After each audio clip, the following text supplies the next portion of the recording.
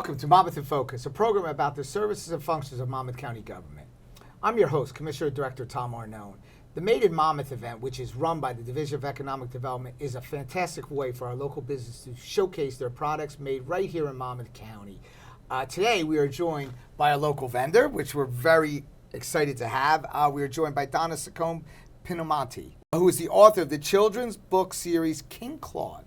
Yes. Very exciting here. And obviously, we have a nice display here, and so it's a great opportunity, right, for you to showcase your product there. Yes. We're very excited that we're able to help our local vendors there. But can you share with us a little bit how you developed the idea of King Claude, the talking dog?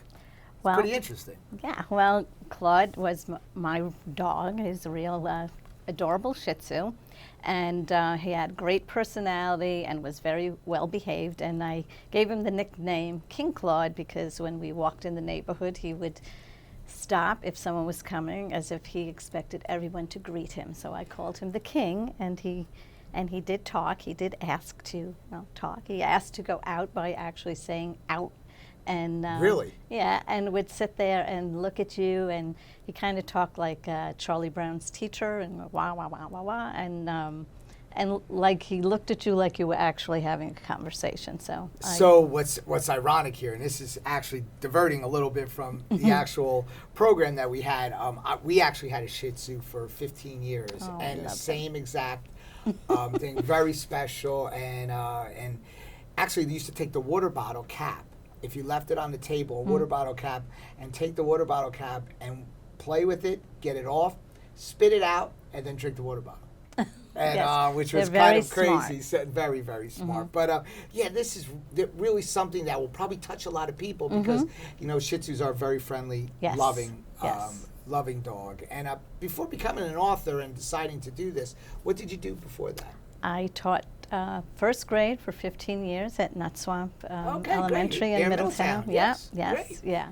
And, so you had the passion with the children. Now, getting back to that, so these books, obviously, they are for the young, well, they're for a lot of people to read, but more importantly for our young people here. So are you able to go to schools and... Well, that was the plan until COVID came along. The first book was actually published three weeks after lockdown. So the plan was to go to schools and libraries and bookstores.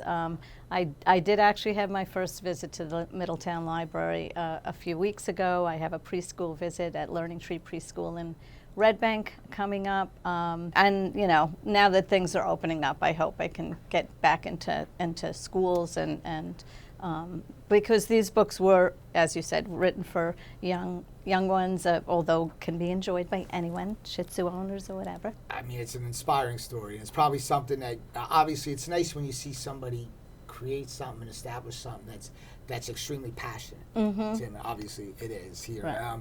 So, can you tell your viewers about the history on how this all came about? Just, what made you think about doing that?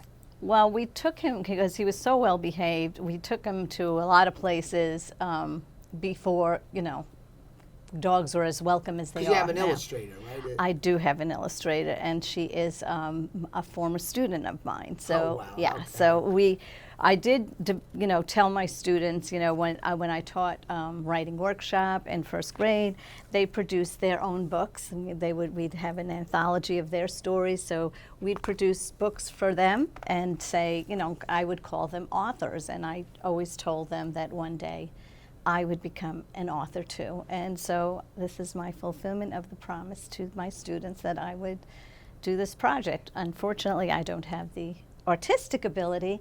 So I did call on a former student of mine. Her name's Rebecca? Rebecca McSherry. She did a beautiful job. She was a student of mine in 2006, but I continued to see her throughout the town because we both, live in Middletown. And so I stayed connected with her throughout the years. And I remembered she loved drawing, and I asked her if she would be my illustrator, and the rest is history. Now, how many books has Rebecca been with you throughout the start of, yes, all these books that you've she's illustrated each one, yes. And wow, that's amazing. That's really great story. So now you actually have two people that take care of obviously an entrepreneur business here in Monmouth County, and that's it's amazing how something that a passion can create something that's this is really gonna be interesting.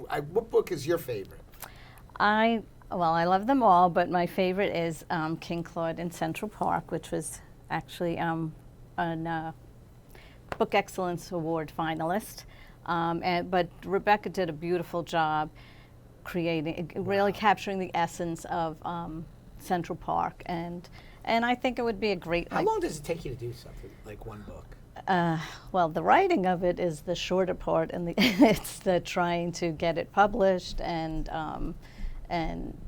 marketing and whatever. That's the hard part or whatever. But you've done it. I have done it. And yes, that's such a great success story. So, where can the viewers find these books? Well, they're available on Amazon, online at Amazon and Barnes & Noble, and through my website, King Claude Books, at wixsite.com/mysite-1. They're all on the books. That's great. And also, there's a new little shop in Atlantic Highlands, Little Chicken, and they're carried there, and at River Road Books in Fairhaven.